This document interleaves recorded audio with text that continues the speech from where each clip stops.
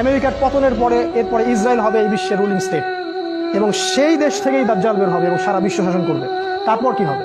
তারপরে এই মালহামাটা হবে যার কথা বললাম, অথবা এই মালহামার পরে ইসরায়েল হবে এই বিশ্বের রুলিং স্টেট।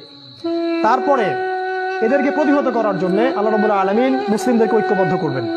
প্রত্যেকটা দেশ, প্রত্যেকটা গ্রাম, প্রতিটা জায়গায় যারা ইমানদার যুবক থাকবে, যুবকদের কথা এই জন্য বলছি তার কারণ তাদের হায়াত থাকবে ইনশাআল্লাহ, আল্লাহ চাইলে।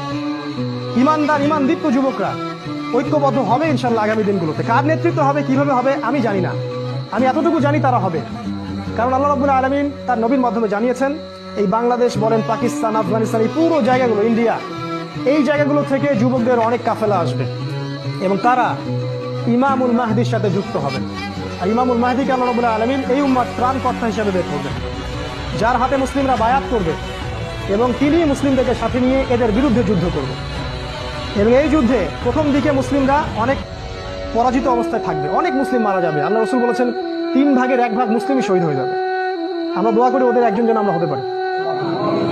1/2 মুসলিম যুদ্ধের ময়দান থেকে পালাই যাবে। নবীজি বলেছেন এদেরকে আল্লাহ কখনো মাফ করবেন না, আমরা ওদের অন্তর্ভুক্ত হতে চাই না।